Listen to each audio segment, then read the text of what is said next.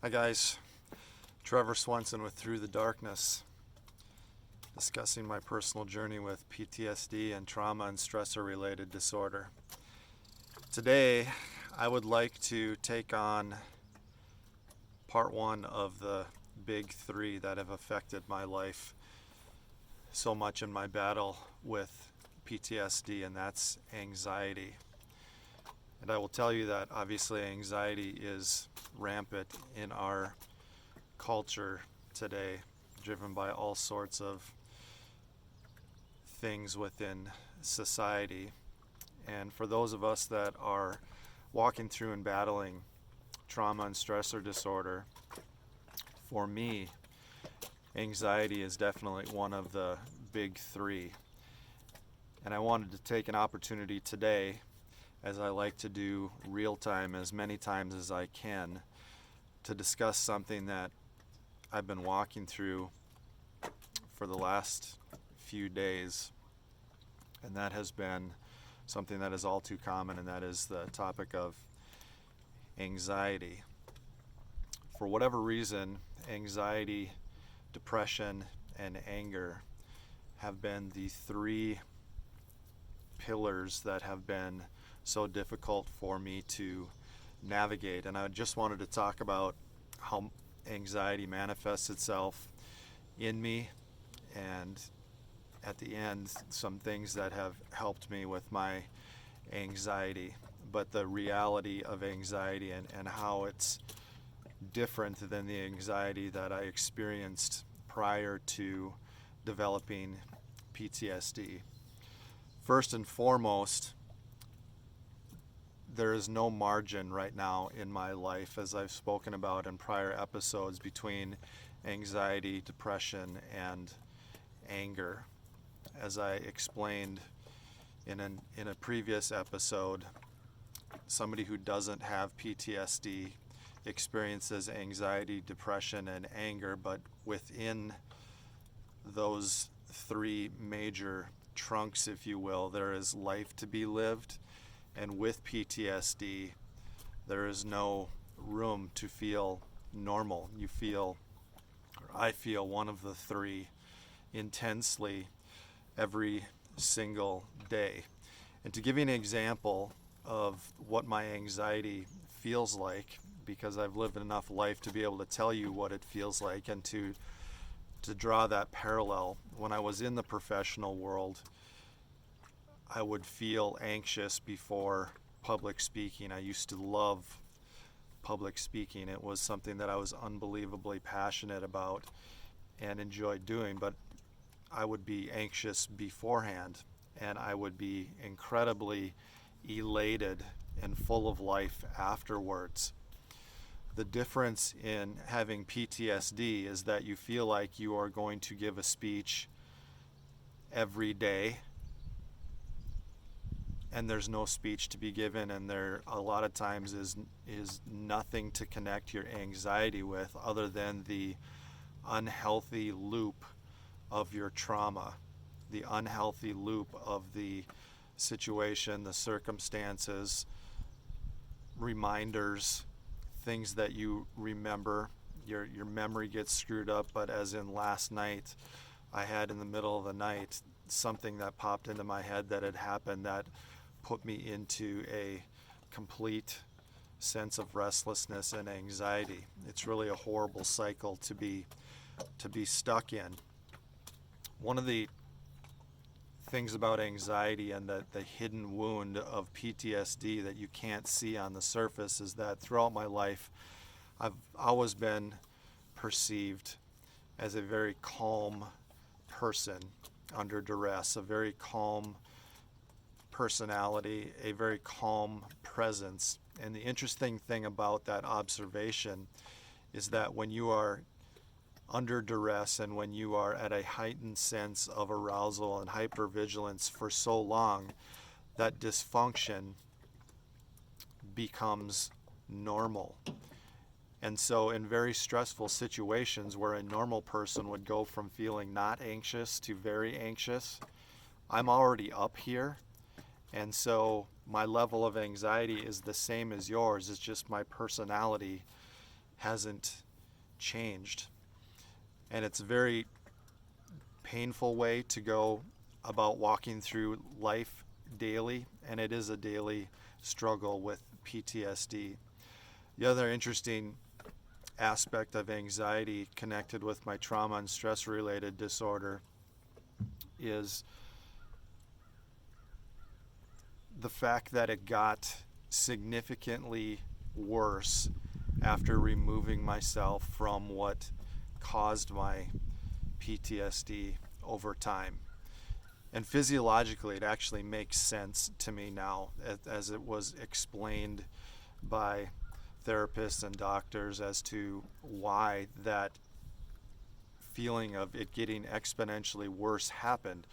Is that in this situation, you are at that elevated level all the time because of a particular set of stimulus or a traumatic stressor, in my case.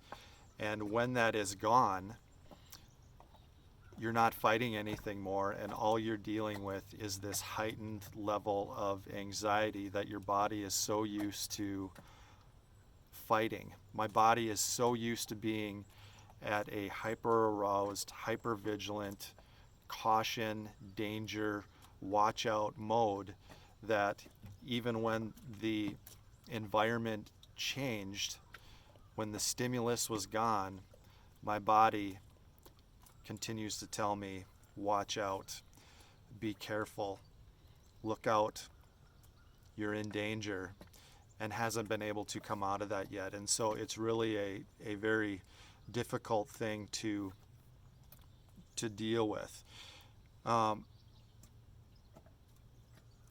Anxiety also is different with trauma and stressor-related disorder, or somebody normal anxiety versus somebody that struggles with an anxiety disorder,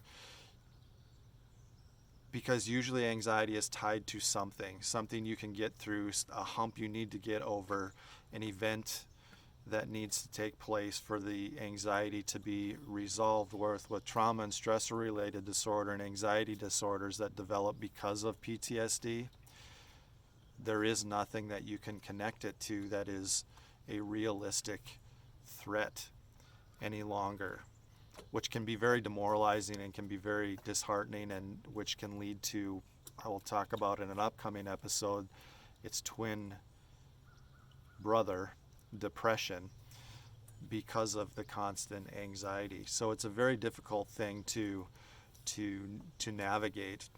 Personally, again, I try to be as authentic and as open as I possibly can, is that 3 times a day and as needed, I take something for my anxiety to try to take the edge off.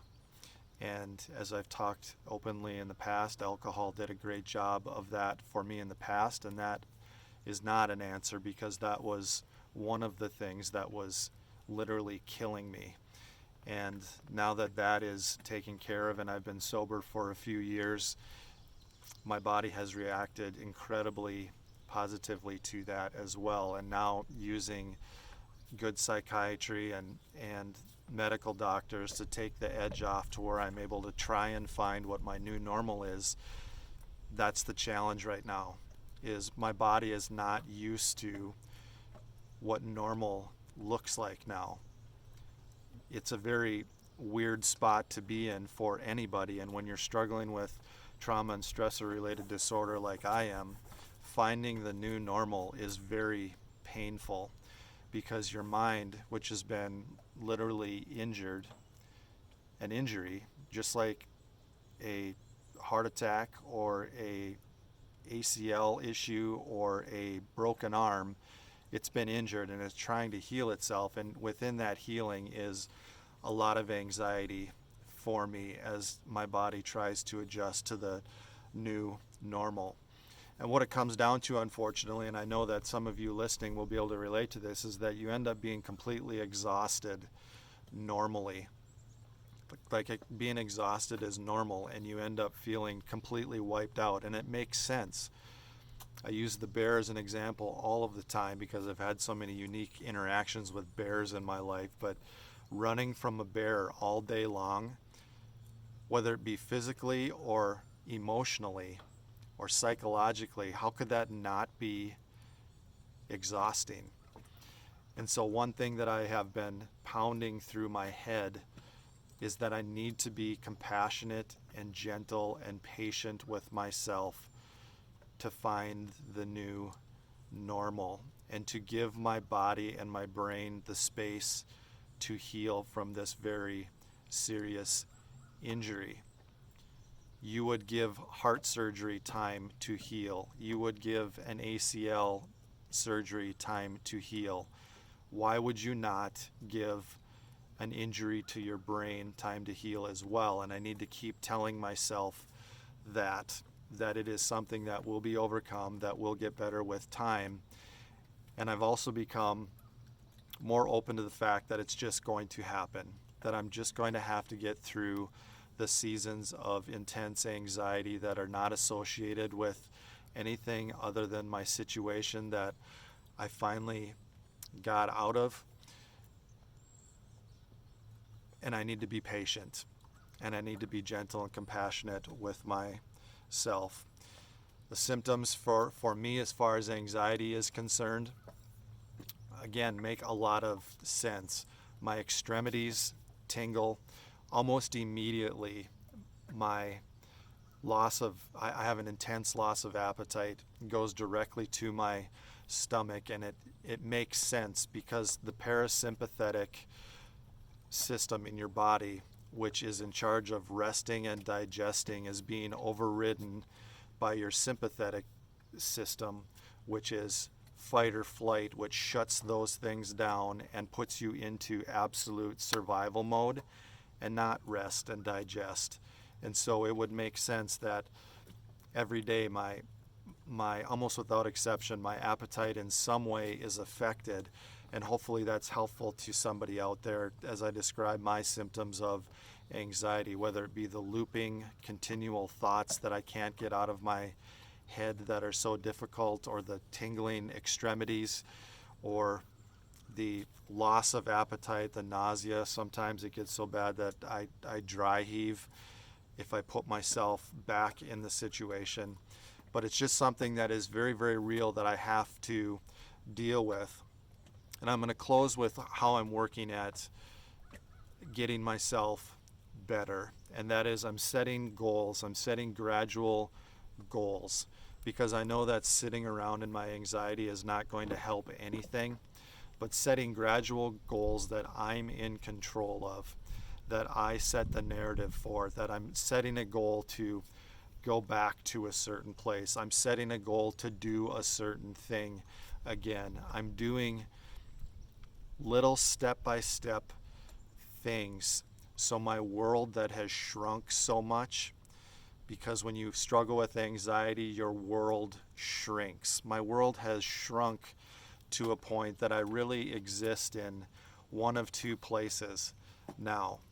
And I'm accepting of that. That's okay, because I know that it's all part of the journey of healing from PTSD and trauma and stressor-related disorder, that my world has shrunk, but it's part of the healing process. It's part of the evidence that my brain has been injured and that my brain is starting to heal as well.